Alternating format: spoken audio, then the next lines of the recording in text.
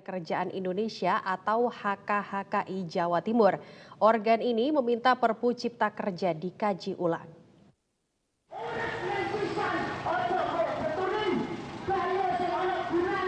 Polemik terkait Perpu Cipta Kerja yang diterbitkan Presiden Joko Widodo terus bergulir.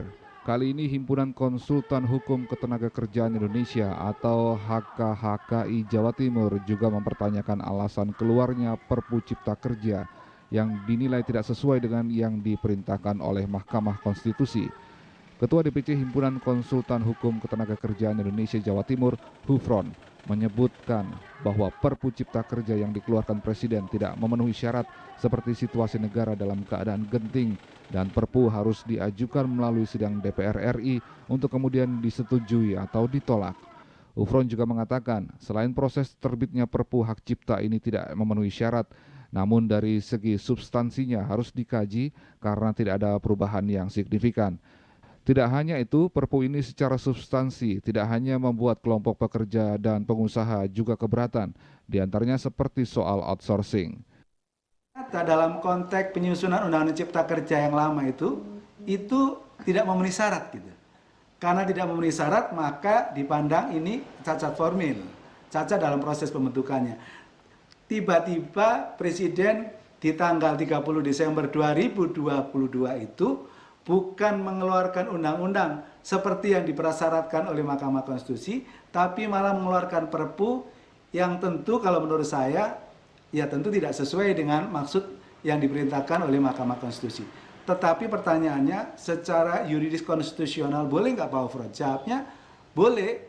Presiden itu mengeluarkan Perpu sebagai pengganti sederajat dengan undang-undang. Tetapi memiliki persyaratan bahwa Perpu itu hak Presiden untuk mengeluarkan, tetapi dalam hal kegentingan yang memaksa. Ada hal ikhwal kegentingan yang memaksa, gitu. Jadi ini memang merupakan suatu perkecualian. Dari dalam kondisi yang khusus, dalam hal kegentingan yang memaksa, Presiden dapat mengeluarkan Perpu. Itu yang pertama. Yang kedua, bahwa Perpu itu harus diajukan pada persidangan DPR berikutnya, yang ada dua kemungkinan bahwa Presiden akan menyetujui untuk dinaikkan menjadi undang-undang, atau kemudian DPR akan menyetujui itu menjadi undang-undang, atau DPR ada menolak sehingga itu adalah dianggap tidak pernah ada gitu. Jadi kalau menurut saya perdebatannya hari ini adalah tentang apakah betul bahwa alasan penerbitan Perpu tentang hal ikhwal kegentingan yang memaksa itu terpenuhi atau tidak gitu.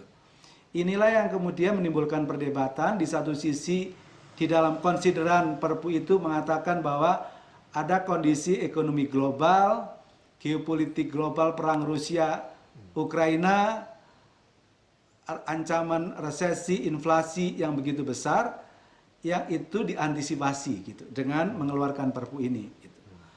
Di sisi yang lain mengatakan bahwa Pak Presiden di dalam konferensi G20 barusan mengatakan bahwa fundamental ekonomi kita masih bagus gitu, tidak ada yang sesuatu yang dikhawatirkan. Tetapi tiba-tiba kemudian kenapa Presiden mengatakan bahwa Indonesia dalam kondisi seolah-olah ini genting. Ini tentu pengujian bahwa genting atau tidak genting secara objektif ada di pihak DPR RI gitu. Ternyata pengertian hal ikhwal kegentingan yang memaksa tadi itu diberi parameter itu oleh Mahkamah Konstitusi dalam putusannya 138 yang pada intinya bahwa disebut sebagai genting kalau ada kebutuhan mendesak. Yang kedua, ada undang-undang tetapi undang-undang itu tidak memadai atau ada kekosongan hukum. Yang ketiga baru ini butuh waktu yang cepat. Jadi ada kebutuhan mendesak, undang-undangnya tidak memadai, kemudian ini kalau diproses dengan undang-undang butuh waktu yang lama, maka Presiden dapat mengeluarkan Perpu. Ini juga soal debat ini, karena sesungguhnya makna hal ihwal kegentingan yang maksa itu adalah subjektivitas Presiden, hak prerogatif Presiden.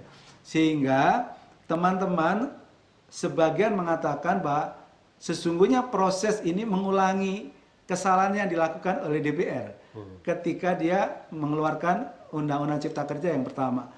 Yang kedua menurut saya tentu tidak saja pada prosesnya, tetapi pada substansinya menurut saya harus dikaji juga di Perpu ini.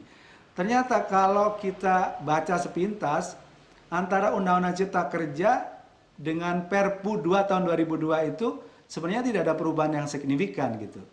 Jadi kalau dulu sebelumnya adalah pasalnya adalah 1.800 sekian menjadi 1.117 ya. Tetapi tentu menarik adalah ketika Perpu ini secara substansi tidak saja yang keberatan itu adalah kelompok pekerja, tetapi yang keberatan adalah kelompok pengusaha. Saya kira ini yang menarik, sehingga kita lebih penting menurut saya juga tidak hanya menyoal dari proses pembentukannya, tapi juga harus menyoal dari aspek substansinya, yang dimana ternyata tidak ada perubahan yang signifikan gitu.